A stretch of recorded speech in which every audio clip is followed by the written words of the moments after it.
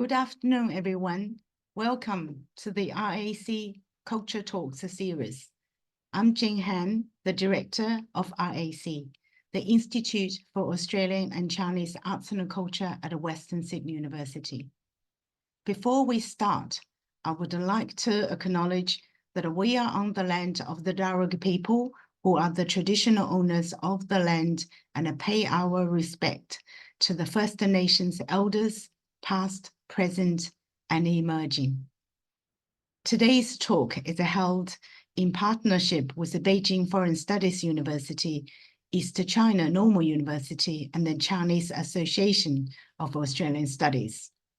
I can see many Chinese scholars of Australian studies in the registration. Today, we are very thrilled and honored to have the most respected and the most highly regarded person I've ever known, and I know some people. Professor Nicholas Jose has been known to many people and by many very different groups of people, because Professor Jose has played many different roles, all to an exceptional success. I first met Professor Jose 38 years ago when he was already an Oxford scholar and was teaching at Beihai, where I had the honor of having Dr. Jose as an examiner of my master thesis. Professor Jose has been a highly distinguished academic and has taught English literature, Australian literature, creative writing at universities around the world, including Oxford University, Harvard University, Beijing Foreign Studies University, East China Normal University, as well as National Australian University, Adelaide University, and Western Sydney University. He's now the Emeritus Professor at Adelaide University and Adjunct Professor at Western Sydney University. Professor Jose is also widely known among Chinese and Chinese-speaking people in China and Australia as Zhou Si. His knowledge in Chinese culture, language, literature, art, history, people, and society is exceptional. Zhou Si was a cultural counselor at the Australian Embassy in Beijing from 1987 to 1990, the most exciting and liberating period in modern Chinese history. What Zhou Si had achieved in that role is manifold. We had IAC Art Talks last week by Dr. Jeff Raby, the famous former Australian ambassador to China and China expert, speaking about his incredible collection of Chinese contemporary art. In his talk, Dr. Raby said, and I quote, "Nick Jose single-handedly brought Chinese contemporary art to Australia, which can be testified by those most renowned Chinese Australian artists residing in Australia now, today, including Dr. Guang Wei, Guo Jian, Xian, and so on." Zhou Si actually smuggled Guang Wei's famous series two-finger exercise, 二指禅, into Australia, now in permanent collection of Museum of Contemporary Art, MCA. There is another huge achievement for which Professor Jose has played an indispensable role, which may not be widely known. Professor Jose helped establish the China-Australia Literary Forum, shortened name as CAF, in 2011 with the China Writers Association. 5 forums have been run very successfully, with CAF 2 being unrivaled in history when we brought together 2 Nobel Prize winners in Beijing in 2013, Mo Yan and Zhang Kezi. The forums were attended by most renowned writers from both countries. Professor Jose documented the contributions of these writers, including himself, in his collection Antipodean China, published in 2020.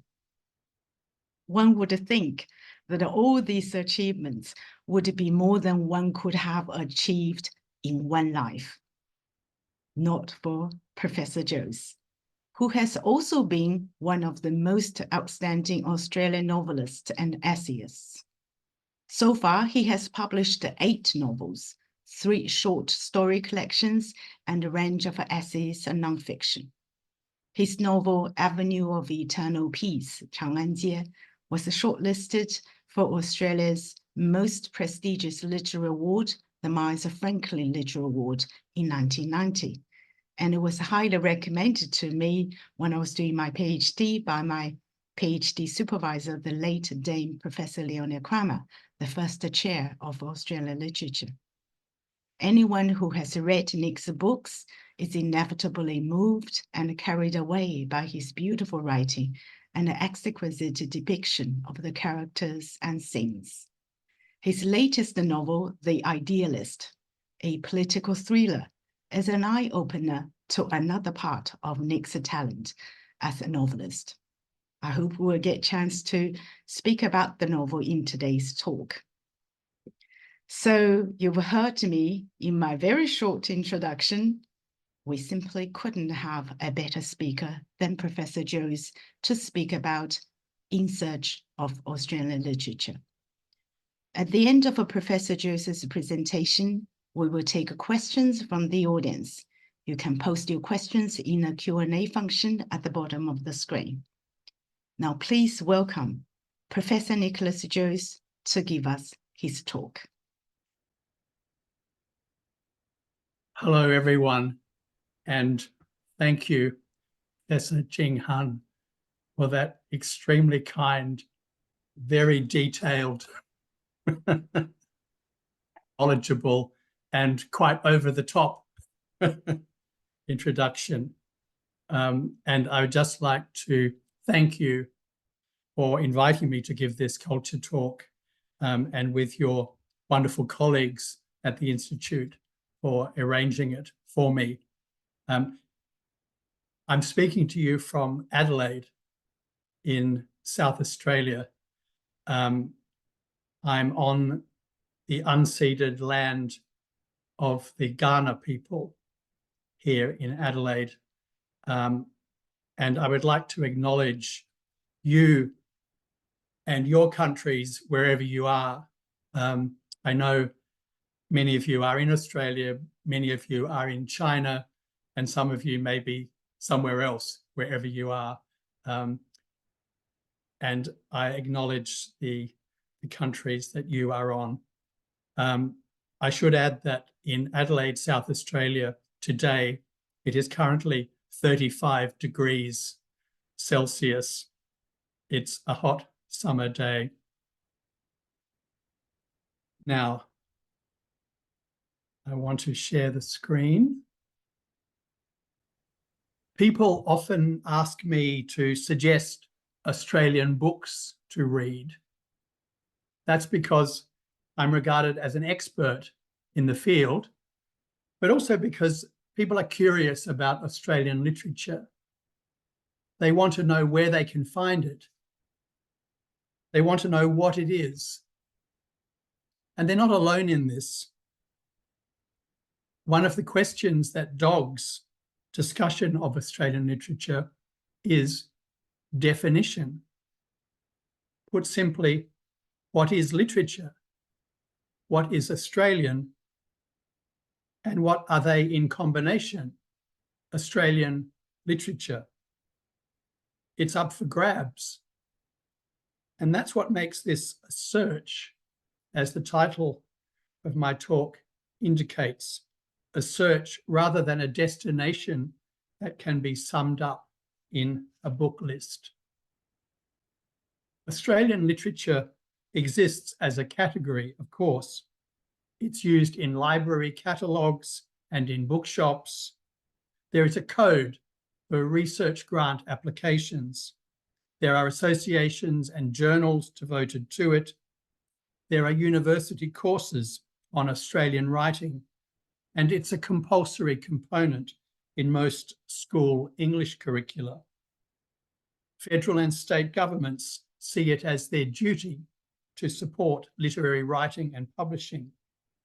Living Australian authors win prizes and appear in the media.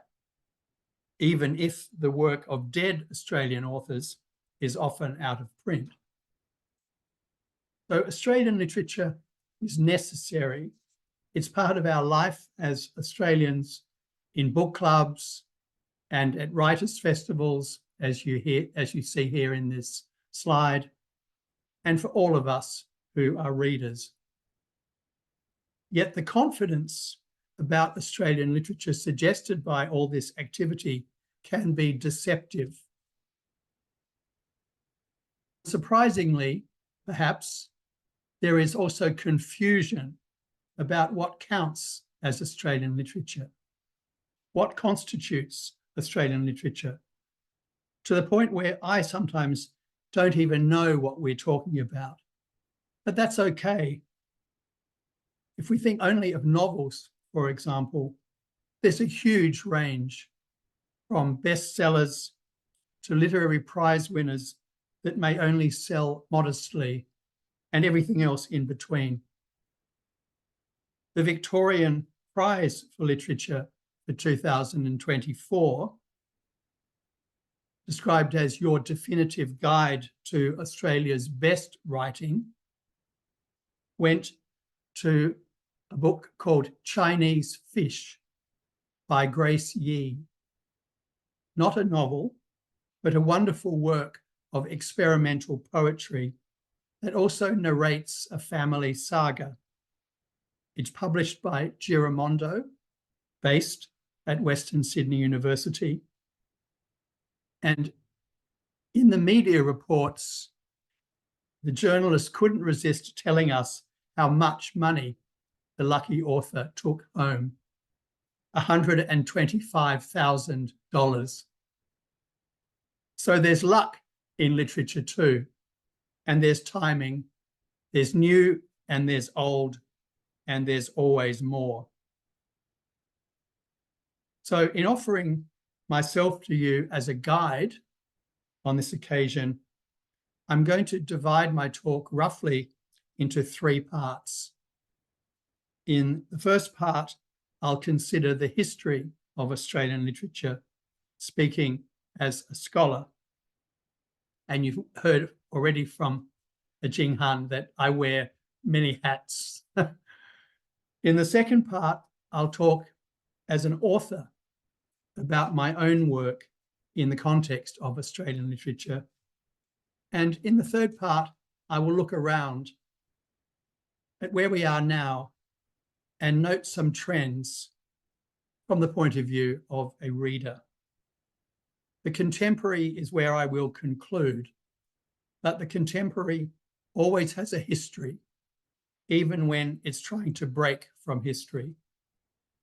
The contemporary points to the future too, or at least an imagined version of it, as speculative fiction shows in addressing the unfolding climate emergency in many novels now. But let's start with the past. What I mean by the history of Australian literature is really how the history of Australian literature has been written and how the idea of an Australian literature has been conceived and shaped. Most of us first encounter Australian literature in high school, where it comes framed for us by decisions made about what we should read, decisions about what best represents Australian literature, and through that, what best represents Australia for kids our age. It comes trailing history. Well, as it came to be written, Australian literary history was divided into periods, starting with the colonial, from beginnings, more of that later, through to federation at the end of the 19th century, followed by a nation-building period through the 2 world wars to 1950, in which building a national culture was important. That was followed by the post-war present, That's when I was a schoolboy. It's 50 years ago now, and it's now our past. But as you can see, this history was a narrative of growth, a new, young country maturing into something that could stand on its own 2 feet. That was the story for literature. It consolidated around the mid-20th century when literary study professionalized, tentative canons were proposed, and courses were established. Looking back, we can see how the English language arrived in Australia with British colonisation, where for a time it coexisted with Aboriginal languages and other languages such as Gaelic and Chinese, before becoming the dominant language, the language of domination, of administration, and the printing press, and of most of the writing that was done. With the English language came English literary forms adapted for the colonial situation. And by the end of the 19th century, there was an identifiable literature, directed in part at readers in the mother country, Britain, who might be curious about far off Australia and who might even be thinking of migrating. It also spoke to readers in Australia who had a more informed view. This literature was factual and fantastical at once. It was propaganda of sorts. It documented a world that had not been written about previously in that way. And it inspired a line of historical fiction that is as popular now as it was then, even as we read to decolonize. And there are some of those historical titles running from the 19th century for the term of his natural life through to Melissa Lukashenko's very new novel, Eden Glassy. By the 1890s, a locally produced literature with its own stories and accents could be celebrated. Its icons are still on our money. Story writer Henry Lawson and poet Banjo Patterson. It was pushed by the Sydney-based Bulletin magazine, valorising white men mostly, and the bush, a grassroots phenomenon with a nationalistic dimension. Australia aspired to independence from Britain while remaining within the bosom of the British Empire. That complex identity became a theme for writers in the nation-building period that followed, as they critically explored tensions between local, national, and international in novels by Henry Handel Richardson and Christina Stead, for example. There are those 2 writers. And the third slide shows the novel Tomorrow and Tomorrow and Tomorrow, written by 2 women collaborating under the name Barnard Eldershaw, that was a radical work of the 1940s, visionary and thoroughly local, ending with an apocalyptic prospect of Sydney in flames. Distinctively Australian cultural achievement could be a source of pride. Public support and government funding got behind it. Scholars and teachers were keen to see Australian literature take its place in the world. This was a sign of growing up. Writing in the literary journal Meanjin in 1955, poet and scholar A.D. Hope made the case for introducing the study of Australian literature at Canberra University College, later ANU, where he was a professor.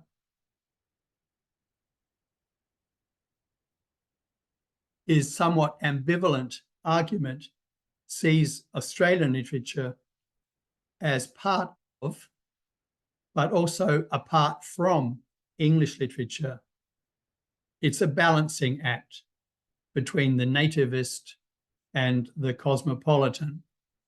And I'll read out part of this quote where Hope wrote, "Because our native literature is a minor one among the literatures of the world, because it is limited in range and has hardly any writers of first rank, and because it is a branch of English literature in general, its study should not be simply an alternative to the study of English literature. It should, I believe, be undertaken only by students who have already undergone or who are undergoing training in one of the major world literatures, preferably that of England." It's quite a complicated thought. Well, 50 years ago, in 1973, Patrick White won the Nobel Prize in Literature, awarded for introducing, quote, "a new continent into literature." And that confirmed this coming of age.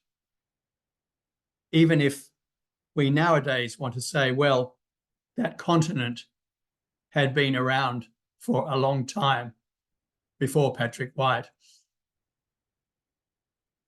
In 1988, literary celebration reached a peak, perhaps best seen in the success of the novel Oscar and Lucinda by Peter Carey, another historical fiction of Australia's past, a quirky love story that concludes with the surreal image of a glass church floating up the river, which won the Booker Prize that year and was praised for being, quote, "endlessly inventive."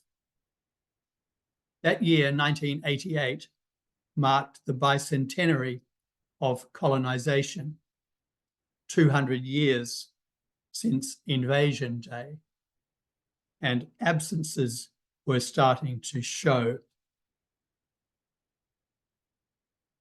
A new period was beginning, heralded by Kim Scott's novel True Country, published in 1993, and followed soon after by Alexis Wright's Plains of Promise in 1997, inaugurating a flourishing of literary fiction by Aboriginal Australians that extended the achievements of the First Nations poets, playwrights, and memoir writers who were their precursors.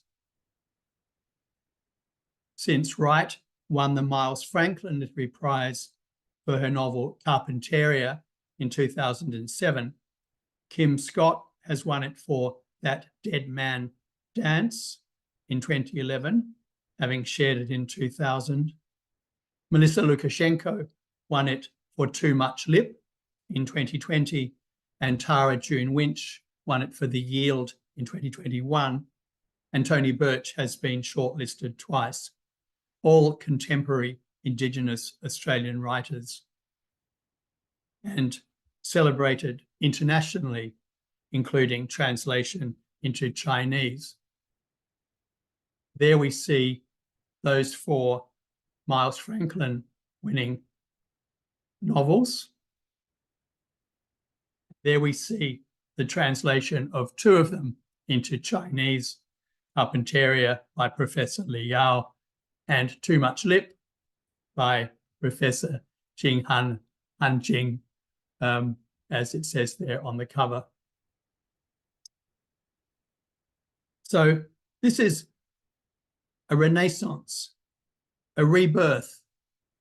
And it takes me back to my earlier point about beginnings. Where does Australian literature begin?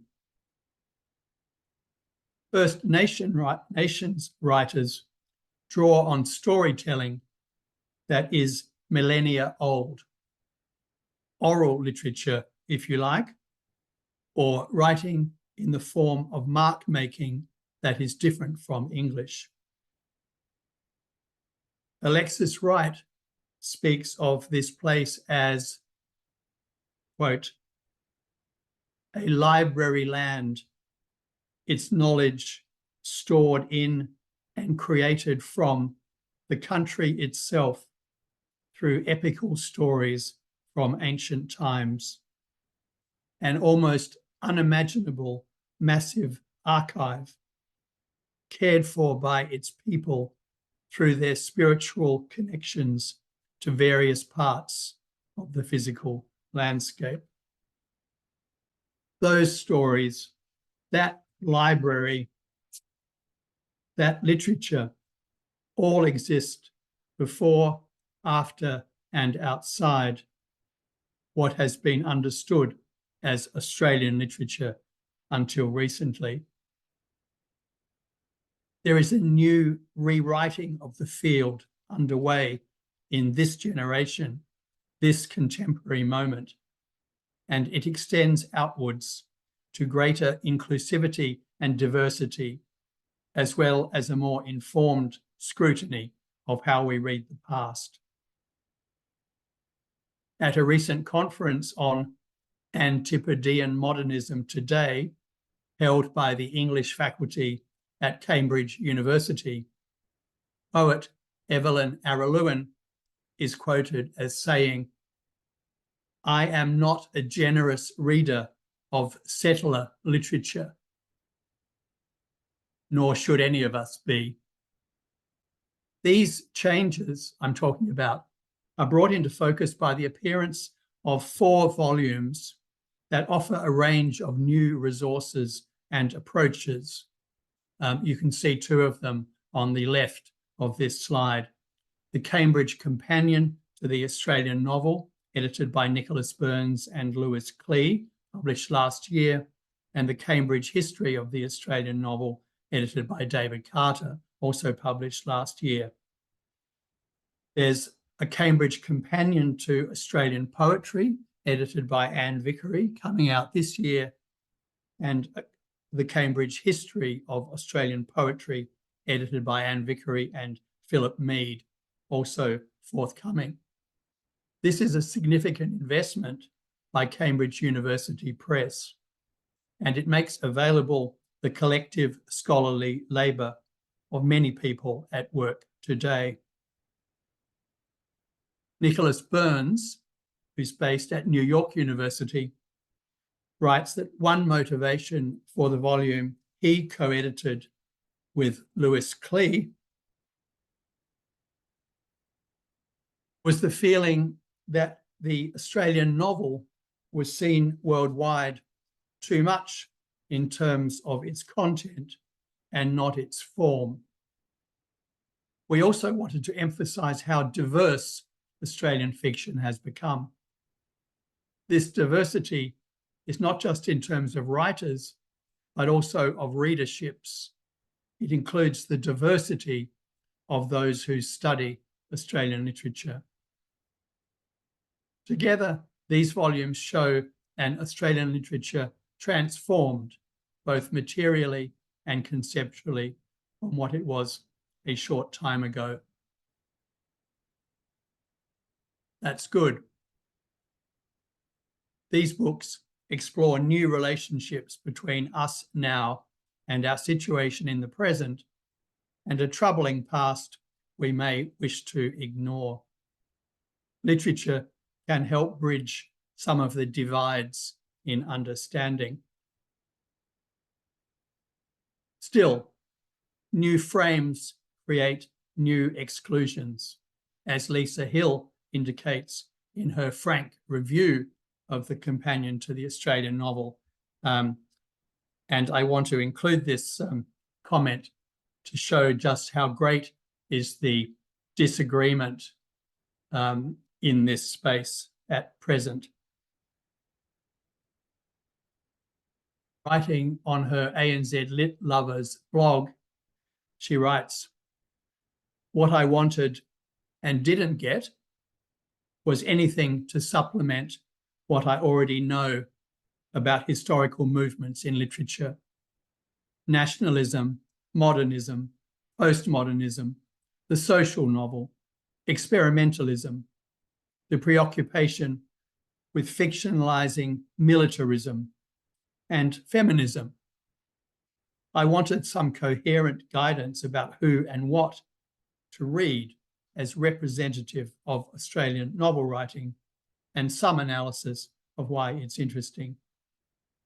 I don't know who might be the audience for this companion, but it isn't me." So she too, herself an expert, wants a guide. I know the feeling. The companion only intensifies the search. Look out for a podcast on this topic with my colleague Linda Ng that is being produced by Sydney Review of Books and Impact Studios at UTS that will be available in June. Linda, another Australian literature specialist, to whom I am grateful for the AD Hope quote earlier, has recently been appointed lecturer in world literature at the University of Melbourne.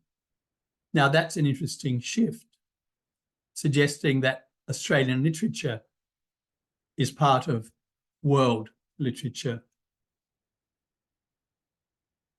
I reviewed the Cambridge history of the Australian novel for The Conversation in November when it came out. That's just a link to that review if you want to look at it. And on the right there are the visuals that The Conversation put together for that review with some of the novels under discussion. It's 15 years since the Macquarie Pen anthology of Australian literature came out, on which I was general editor, and we saw an image of that at the beginning. And it's fascinating for me to see the change in that time. In the new Cambridge history, settlement is unsettled at every turn. There's a reduced canon, as I point out in my review. Henry Handel Richardson, Christina Stead, Patrick White, Randolph Stowe, David Malouf. And there's one major addition, judging by the number of respectful mentions. It's almost double the number for anyone else. And that is Alexis Wright. And there she is. In the place of that reduced canon, as scholar Eugenia Flynn writes in her chapter on Australian Indigenous literary culture, an established canon of Australian Indigenous literary fiction can now be affirmed. The new Cambridge history also includes chapters on the Australian novelist in Asia, written by David Walker, The Making of the Asian Australian Novel by Emily Yu Zong, and The Arab Australian Novel by Jumana Baye. Together,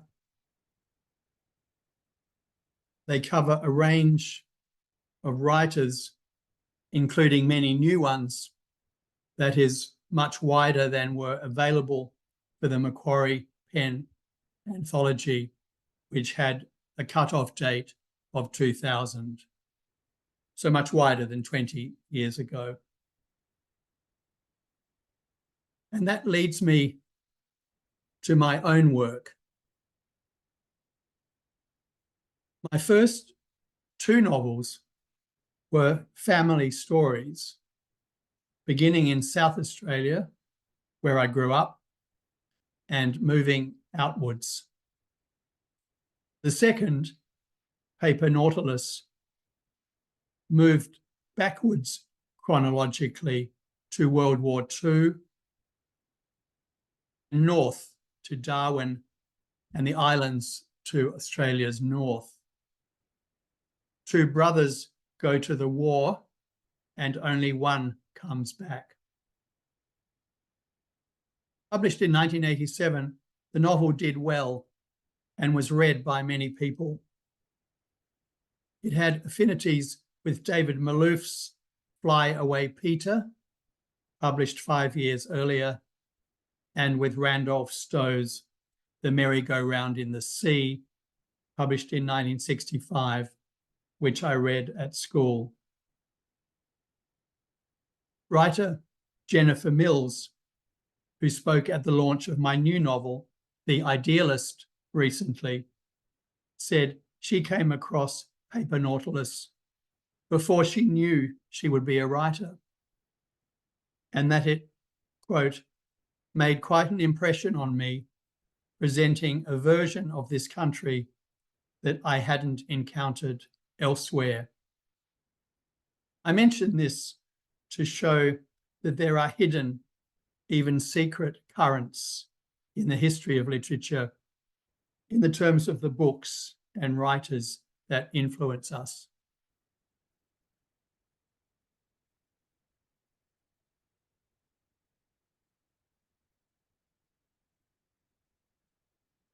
My next novel went still further back in time and traveled further in distance to China. I thought of it as a novel about connections between China and Australia. And part of the backstory was loosely inspired by my great-grandparents' story. They were missionaries in Linhai, near Ningbo, in the 1890s, and helped build a hospital there. My grandfather was born there before the family moved to Adelaide. The novel was published under the title Avenue of Eternal Peace in 1989, as you've heard from Jing, Chang'an Dajie in Mandarin. It's largely set in Beijing, where most of it was written. That's the time when I was lecturing at Beijing Foreign Studies University in 1986 and at East China Normal University in 1987. And it's wonderful that this talk has been co-sponsored by those two great institutions that were such an important part of my life.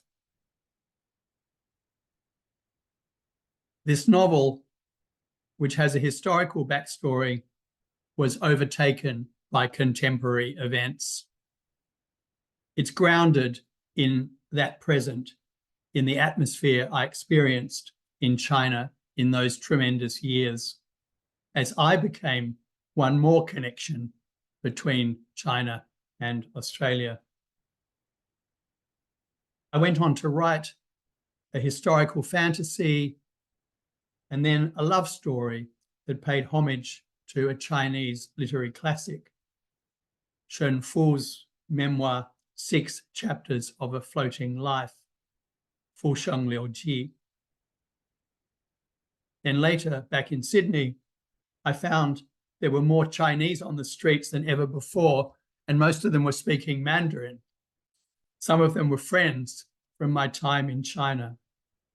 I published a novel inspired by some of those stories too, called Original Face in 2005, which is set all over Sydney, but particularly including Western Sydney.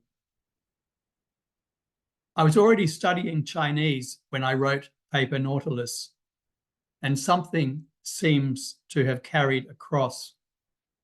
Towards the end, one of the brothers vows, quote, to live his life like a white unfurling scroll or a paper nautilus seeking completion. It's the image of a hand scroll in Chinese painting and calligraphy. You can move forwards and backwards. My decision to learn Chinese in Canberra, where I was working, and then to work in China for what turned out to be 5 years, was certainly a major step for me, a step beyond the boundaries of Australian writing. I felt that as a writer, I needed something to write about. And in a complex sense, that was China. Avenue of Eternal Peace, as Jing mentioned, was shortlisted for the Miles Franklin Prize in 1990. What she didn't mention, and this comes to me courtesy of Dame Leonie Kramer, I was informed that the novel could not win because it was not Australian enough. When people read my work, they often say that it reminds them of things they have forgotten. Someone read Avenue of Eternal Peace recently and said it took him straight back to the time in Beijing in the 1980s. As a writer, I appreciate mobility and the way place can generate story. My novels move around in space and time, around a central crisis that can be political, but is personal too. There's a quest and a mystery. Those characteristics apply to my new novel, The Idealist, published in 2023 and set in Sydney, South Australia, Canberra, Timor-Leste, and Washington, DC, with a focus on the time of the referendum on independence for East Timor in 1998-99, but going further back in time and forward a little too. There is freedom and there is constraint in my writing, I would say, in terms of form and style too. Paper Nautilus has 6 chapters. The Red Thread, my reimagining of 6 chapters of A Floating Life, has 6 chapters. In the original Chinese, the last 2 chapters were lost, and actually there are only 4. The Idealist has 4 parts, the last 2 of which are double, making again 6 parts in all. The Idealist is, I feel, unlike most current Australian novels in its concentration, its political dimension, and its moral probing. It's artful too. In some ways, it ventures where other Australian novels don't go. Does that make it un-Australian? It has been compared with John le Carré and Graham Greene. I call it a political mystery where the political is inseparable from private conscience. It has been compared with Christopher Koch's The Year of Living Dangerously, published in 1978, an Australian novel from another time. I also think of George Johnston's fine China novel, The Far Road, published in 1962, where 2 foreign correspondents find themselves in a zone where people are fleeing conflict and war. I think of the Indonesian writer Pramudia Anantatoa, his great Buru quartet, written in the 1980s, which I read in the translation by Max Lane. Not that I'm comparing myself to any of these people. I only want to make a point about the influences that can make and shape an Australian novel. People who have followed Australia's duplicitous dealings with East Timor since 1975, up to the trial of Witness K, have responded to my book, as have many others who say they were not paying attention at the time or were just too young when it all happened. Part of a novel's social effect can include remembering together. Concerns and preoccupations repeat themselves, as they do in my work. Turning now briefly to the contemporary scene and how the features of earlier phases of Australian literature are being repeated, varied, and challenged by new writers. In 2014, Michael Muhammad Ahmed published his first work of fiction, which he called The Tribe, a novel called The Lebs followed in 2018. There's an extent to which reading has become tribal in recent years. Tribes are a theme, a feature, and a point of identification. Partly, this shows publishers responding to social change. It's a marketer's impulse to match books with readers' profiles. But that can be misleading. Reading doesn't always work like that. We recognize voices that are familiar, but we also welcome voices that are unfamiliar, especially when they're new. And we particularly respond to voices that manage to be both familiar and strange. That's what writing does, familiarizes and defamiliarizes. He's been described as a Western Sydney writer and a Muslim Arab author. Those are two of his tribes. But he probably feels uncomfortable about being labelled. Like most contemporary Australian writers, he negotiates categories that are multiple and complex. Gender, genre, language, generation, locality, class, religion, background, race, and power relations, often with a high degree of self-exposure. But ultimately, it's about the writing. Jessica Orr's prize-winning novel, Cold Enough for Snow, published in 2022, is about estrangement and intimacy at the same time. A Chinese migrant mother and her English-speaking daughter travel from Melbourne, where they live, for a holiday in Japan. This is written in minimalist prose that registers the detail of thought and interaction in place and time with diary-like interiority. This exact intergenerational story has not been available before, and here, through Orr's artistry, it achieves a larger resonance that makes it powerful, relatable reading. For example, is Shannon Burns's Childhood, a memoir also from 2022. The life experience this book conveys is extreme and painful. The writing records the boy's emotions and intelligence as he grows in awareness and insight. The approach combines a sociological study of a tribal world with a unique personal testimony. Reading books from another world helps this boy too, as does the author's demonstrated capacity for finding his own language to understand and communicate what he has lived through. I am moved and impressed by both these works and happy to recommend them. Both are original and break new ground, even as they deal with the time-honoured theme of parents and children. Each speaks for a cohort while reaching beyond its tribe. The act of writing invites readers in, enabling us to read each other and know each other better.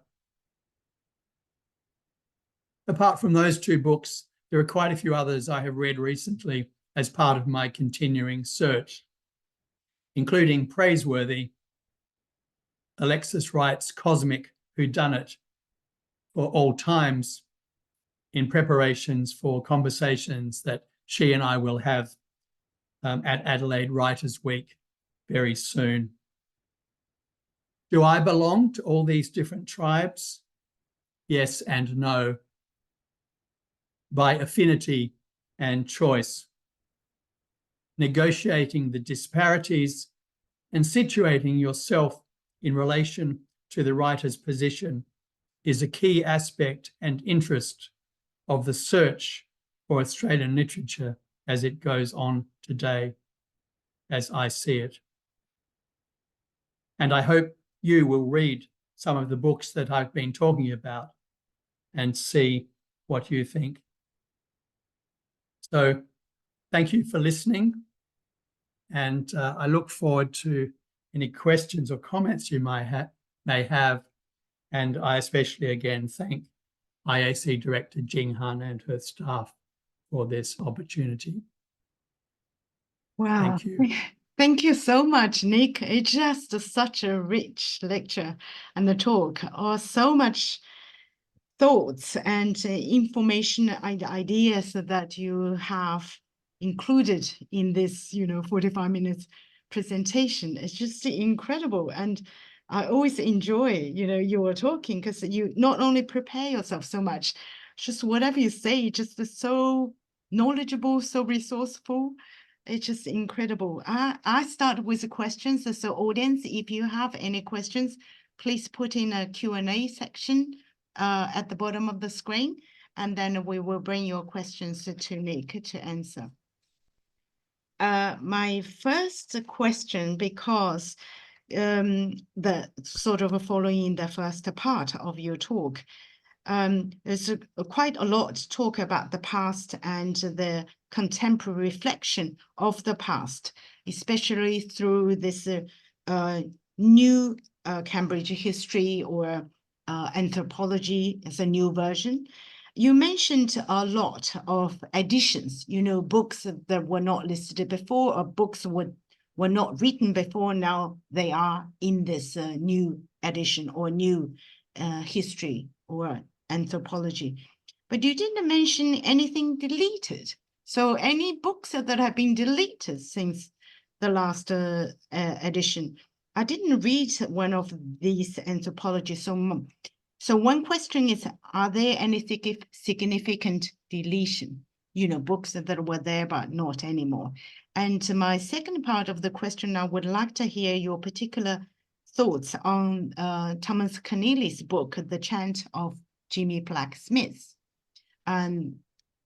Because that book has been, talked a lot about in post-colonial or contemporary light of new writings. Yeah. The thing is, there's only room for so much. So if there's a lot of new coming in, it means that some of the old must be going out. That's just how it is. One of the words that that is used in the new history is to re-center. So you move the center, but when you move the center, there are things that drop off at the outside, at the edges. And yes, certainly there are quite a few books that are not mentioned that you might expect to be there. And they're not all really old books either. Quite a few writers from the generation immediately before now, so the generation around 1988, the bicentennial, are not much mentioned. So that's interesting. And then from earlier times,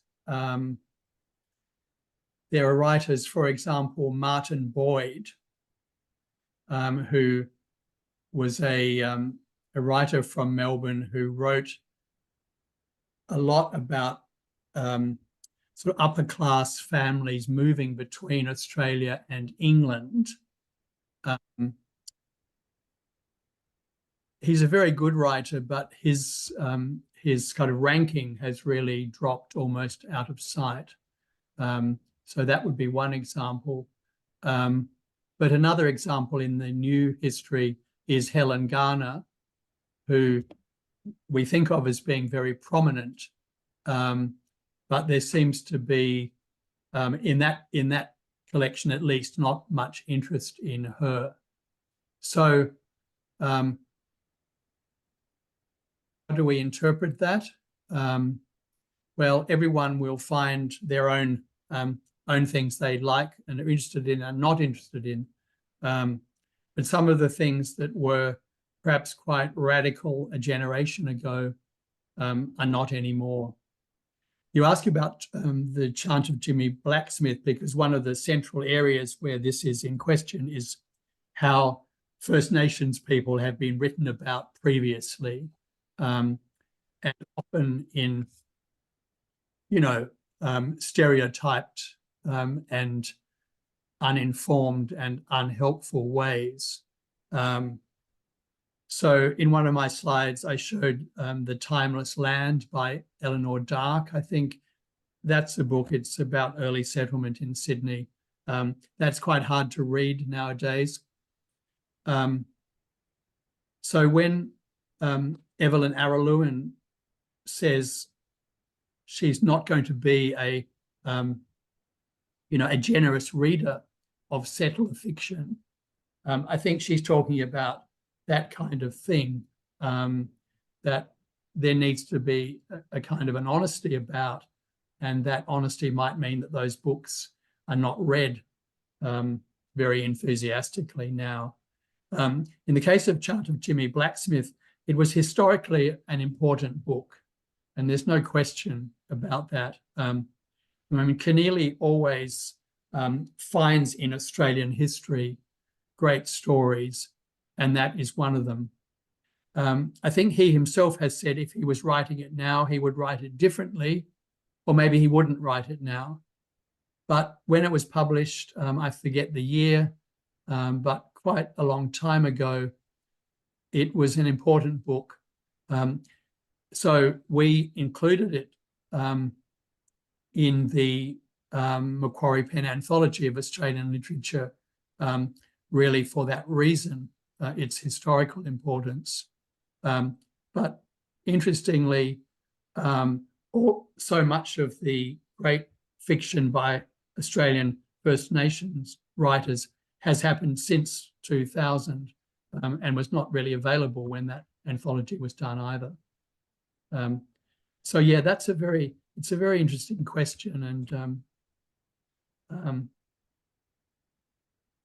we'll see what happens. Yeah. Oh, thank you so much. It is, very difficult to find a answer to, because it's not one single aspect of the whole thing. But yes, I was interested in that because contemporary, past writings now being reread in the light of a contemporary, and things sometimes they change completely.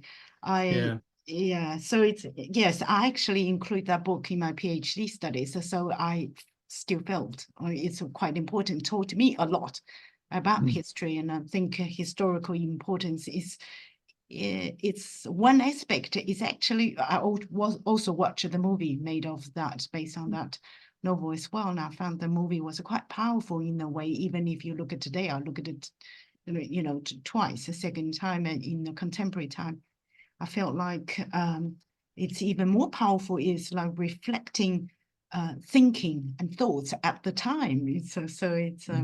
And which is true at the time. So my second question, before I get to our audience's question, so many, I have to take my opportunity. It's about your book, The Idealist. So this is a very question about the writer. Always would like to ask this question about, from a writer himself. In this book, I enjoyed it thoroughly, by the way. It's just such a book that you pick up and you won't stop, and you can't stop until you finish. it just you have, and I often smile when I read book because I can recognize a lot of references to Australian political things. And Jocelyn in her book review, she mentioned some characters are thinly veiled as Australian politicians. So I recognize a lot of policy bits or Australian political history and all sorts. But to a person or reader who may not be familiar about Australian political things and history, are you worried as a writer when you write it that those things, those hidden references could be lost on them? Yes, the history, this is recent history, and it is very complicated, and it has not been told completely, and a lot of it depends on very small questions of dates and who did what when. And I was worried about that complexity. The way I tried to deal with it was by actually telling the story again and again, in different ways through different characters. So you have the central character, Jake.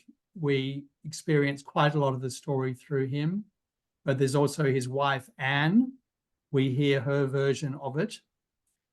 When Jake is in Timor-Leste, he travels with an Australian aid worker, Gavin, who also is full bottle and wants to talk about the history. So I've really tried to repeat the history and also the way sort of Australian politics works, the electoral cycle, what politicians do in order to keep on side with the electorate, at the same time international pressures they may be under, all of that sort of thing, to make that real by telling it again and again from different perspectives, in the hope of achieving clarity.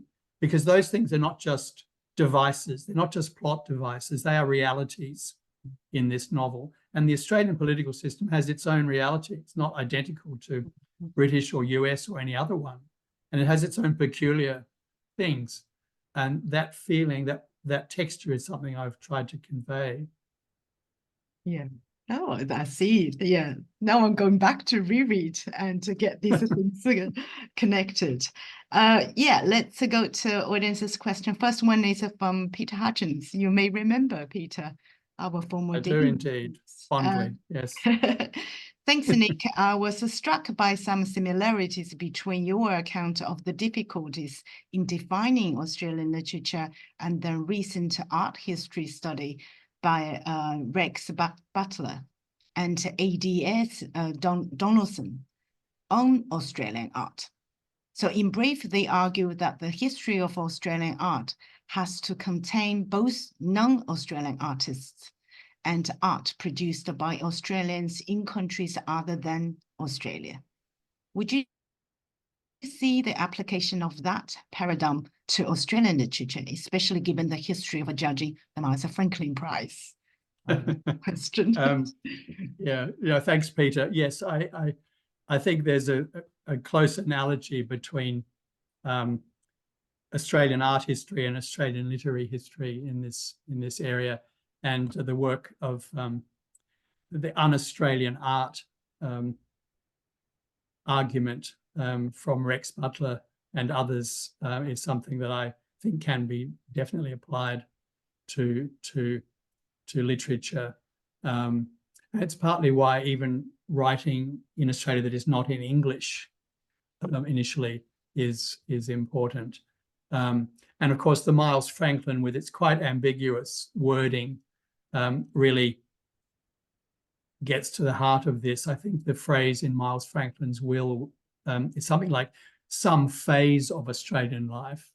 So it doesn't say it has to be set in Australia or even about Australia. It has to be some phase of Australian life. And with my novel, Avenue of Eternal Peace, when this came up, I'd written in a note at the end that the novel is not about China, but China is an element in which the novel is immersed. But I see the novel as also being about a phase of Australian life, which is Australian life in partnership or in connection with China, both in Australia and in China. But that was a bridge too far for the Miles Franklin at that time. I think it has changed. It has changed since, but probably in thinking about Australian literature, we have a way to go. And of course, the strength of Indigenous writing, like the strength of Indigenous art, has pushed these debates forward. Yeah. Sally has a question. Alex Miller called Tim Winton's Cloud Street Australia's most iconic novel. Do you agree? Yes, Cloud Street is at one point was being voted as Australia's favourite novel as well. Well,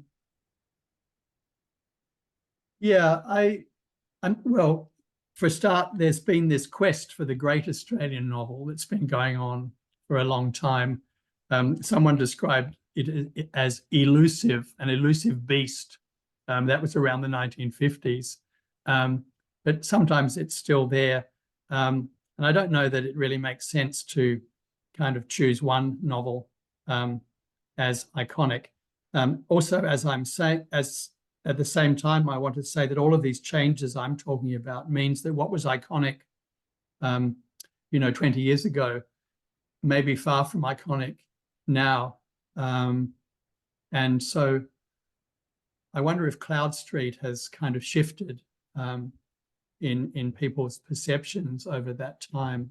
I mean, the great strength of Tim Winton is his locality, his sense of place and environment.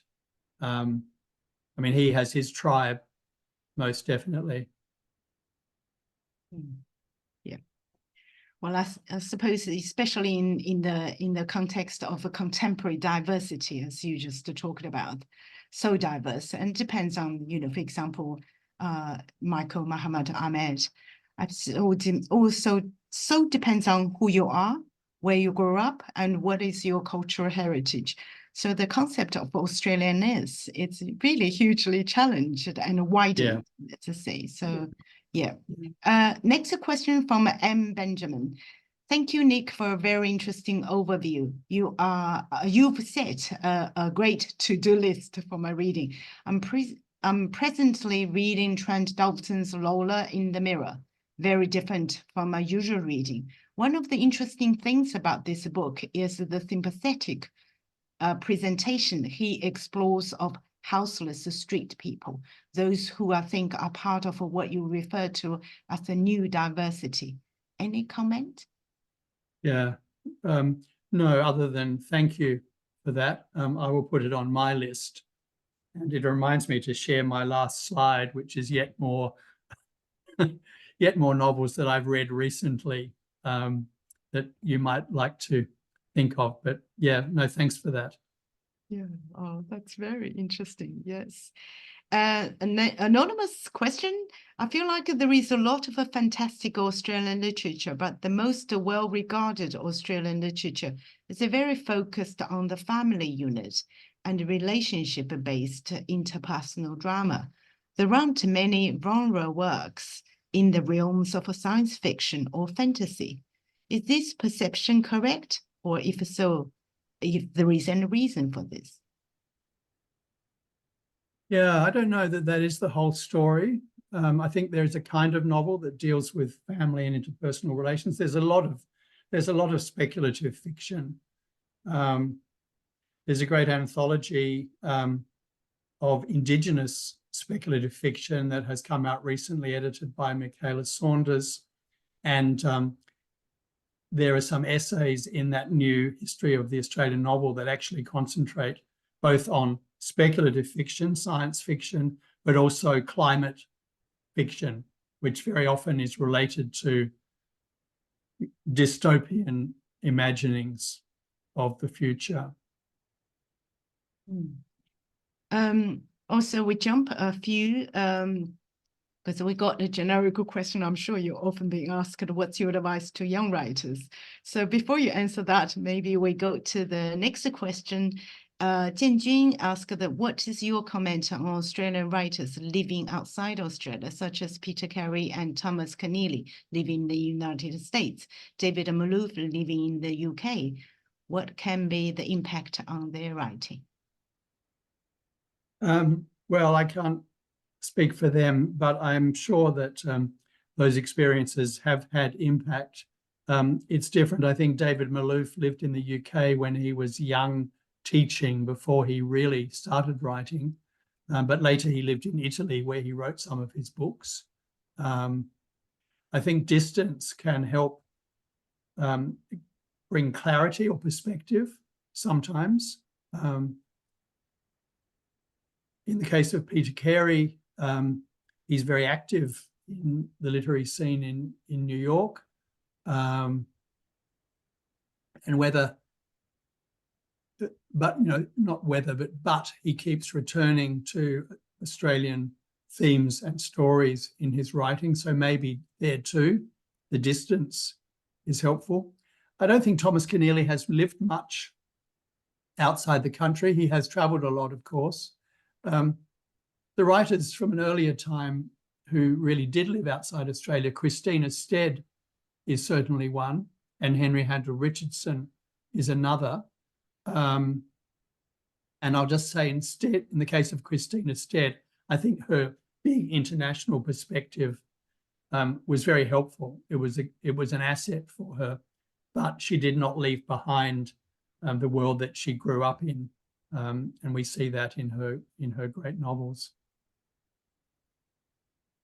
We also have a question. Dear Professor Jose, thank you for your inspiring lecture, and I've learned a lot. My question is about Indigenous writers of fiction, that including ideas about Chinese culture or referring to Chinese culture. For example, in Melissa Lukashenko's Too Much Lip, the writer mentioned the influence of a Chinese capital investment and described the scenario that the protagonist encountered the ghost of her great-grandfather, a Chinese.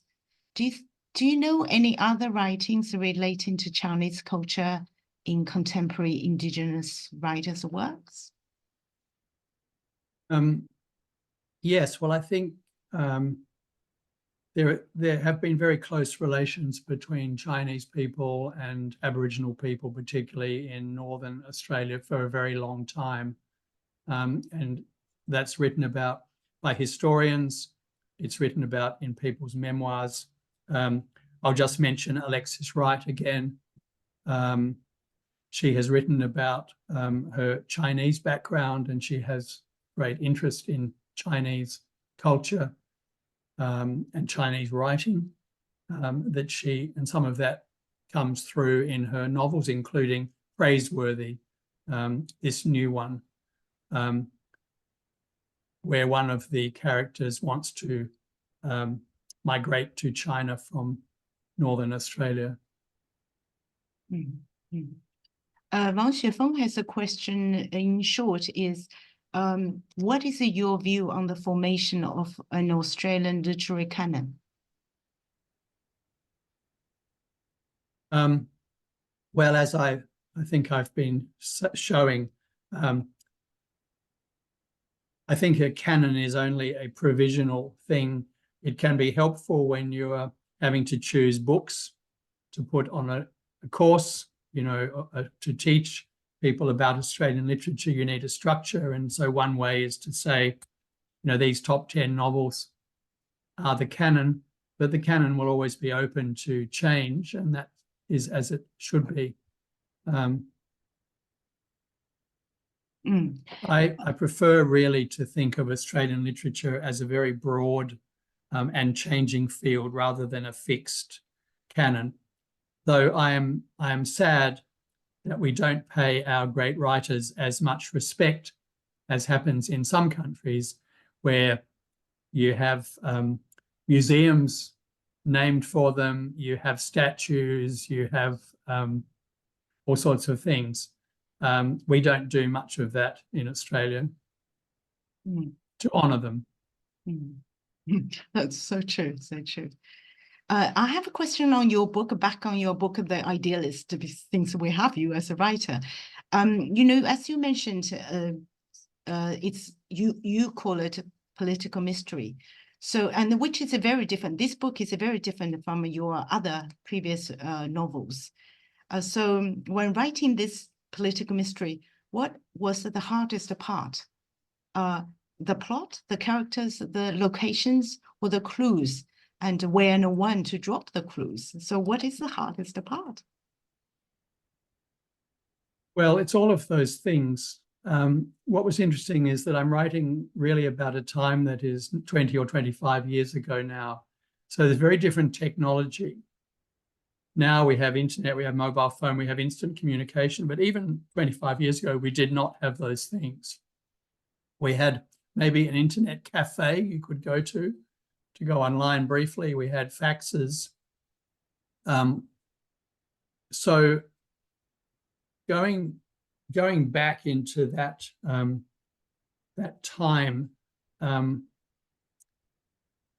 was, I'm going to say it was a challenge, but of course this book, I wrote it over quite a long time, and I remember that time. I lived through it.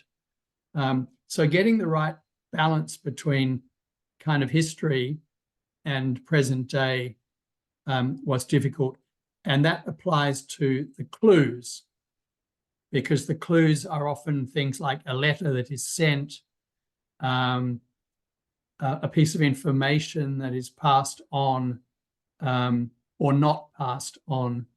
So in some ways, the plot and the mystery are created by the sort of technological kind of context. And that's interesting. Yeah.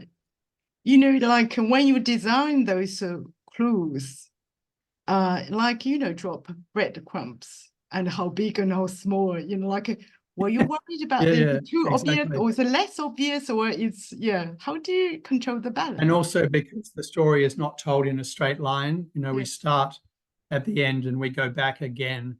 And so you don't want to give everything away, but you want enough. The joy. I don't know. Yeah, that's why I highly recommend the book. So everyone who haven't read it, you should get it and follow those breadcrumbs to see whether you can connect all the dots and find all the clues. And now you have heard Nick talking about it. I'll give the last one before we finish, because it's really way over the time, but I appreciate everyone's enthusiasm. Hi, Nick. Thanks profusely for your insightful and rich presentation. As you mentioned, that Chinese Fish won several literary awards last month. Also, Remy Lai's Ghost Book won Victorian's Literary Award for Children's Literature this year. Curious about your thoughts on the phenomena, if it is unusual, of a Chinese Australian text receiving top awards. Yeah. Well, it's great, and it's overdue, and it shows how much talent is out there. But I also want to say it's because of our point in time that people are emerging with Chinese background who want to be writers and want to be writers in English. And can be encouraged and supported. I mean, Jessica Orr's novel, Cold Enough for Snow, is another great example. And I said, when talking about that specific story, which is the story of a young professional woman from Melbourne who is of Chinese background and whose mother is a migrant from China and Hong Kong.